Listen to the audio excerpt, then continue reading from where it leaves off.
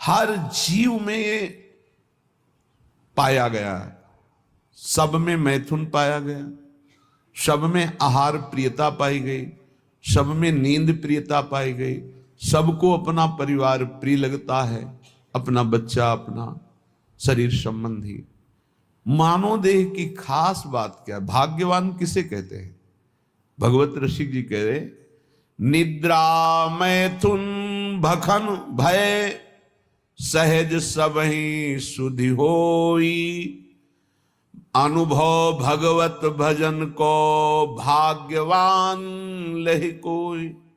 कोई बिरला भाग्यवान ऐसा होता है जो मैथुन धर्म से, निद्रा से, आहार से, भय से, इनसे अपनी आसक्ति को हटाकर प्रभु के नाम जप में लगाता है। क्या वो भोजन नहीं पाता? पाता है, पर वो आसक्त होकर नहीं, भगवत प्रसाद पाता है। क्या वो सोता नहीं? वो तमोगुण में नहीं सोता, भगवत चिंतन करते हुए सोता है, तो उसका सोना हुआ भी भजन माना जाता है। क्या वो संतान उत्पत्ति नहीं करता? करता है, भगवान की आज्ञा पालन करने के लिए, ना कि बेविचार के लिए। बड़ा उत्तम देह प्राप्त हुआ है, ये पशुता में नष्ट करने के लिए नहीं है।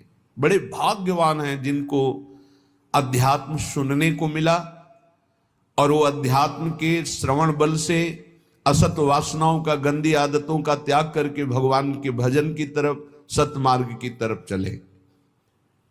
भाग्यवान लहि कोई होई जो भगवत अंगी, भगवत विमुख न लहे भेषधारी भवभंगी। कोई बिरला भाग्यवान भगवान के भजन में लगता है। पर ध्यान रखना, ये शब्द याद रखना, भगवत मार्ग में जो ही चलोगे तो दो प्रकार से भारी बाधा आ जाएगी। या तो इतनी अनुकूलता आ जाएगी कि आप फंस जाओ और भजन छोड़ दो, और या इतनी प्रतिकूलता आ जाएगी कि भयभीत होकर छोड़ दो। माया ये दो पासे फेंकती है। तो बोले भाग्यवान लहि कोई होई जो भगवत अंगी। भगवत अंगी कौन है? भगवत प्रेमी महात्मा। भाग्यवान वो जो किसी महात्मा के अनुशासन में अपने जीवन को चलाने लगे। फिर नहीं, ना तो प्रतिकूलता गिरा सकती, ना अनुकूलता। जहां प्रतिकूलता आई तहां उत्साहवर्धन, और जहां अनुकूलता आई तो धर्म के द्वारा उस अनुकूलता को बांटना।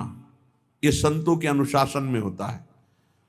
जो भगवत प्रेमी महात्माओं के अनुशासन में होते हैं तो आई हुई अनुकूलता को जगत मंगल के लिए वितरित करना, और आई हुई प्रतिकूलता को भगवत विधान मानकर मुस्कुराते हुए सहना, ये संतों का संगी सीख सकता है, दूसरा कोई नहीं। भाग्यवान लहि कोई होई जो भगवत अंगी। निरंतर जो प्रभु में डूबे हुए हैं ऐसे महापुरुषों का जिनको संग मिल गया। भगवत विमुख न लहे, अगर वो भगवत अंगी नहीं है तो चाहे वो भेषधारी क्यों ना हो, समुद्र में डूबेगा। इस संसार के भेष नहीं बचा सकता, भेष नहीं बचा सकता, उद्देश्य बचाता है। उद्देश्य जिसका भगवत भजन, भगवत प्राप्ति है, ऐसे भगवत अंगी महात्मा का संग हमारे उद्देश्य का परिवर्तन कर देता है। जो उद्देश्य भोगों में था, शरीर में था, नाशवान संसार में था, वह अविनाशी चिदानंद प्रभु में हो जाता है। ये दुर्लभ बात भगवत प्रेमी महात्माओं से मिलती है। इसीलिए तात स्वर्ग अपवर्ग सुख धरी तुलाए कंग, तूल न ताहि सकल मिली जो सुख लव सत्संग। एक क्षण मात्र के सत्संग से जीवन का जीवन परिवर्तन हो गया। ए गंवार, ए अंधे, क्यों तू अपना समय इस भूल भुलैया में नष्ट कर रहा है? क्यों नष्ट कर रहा है? जन्म जन्म भटक फिरे, कियो मन भावे,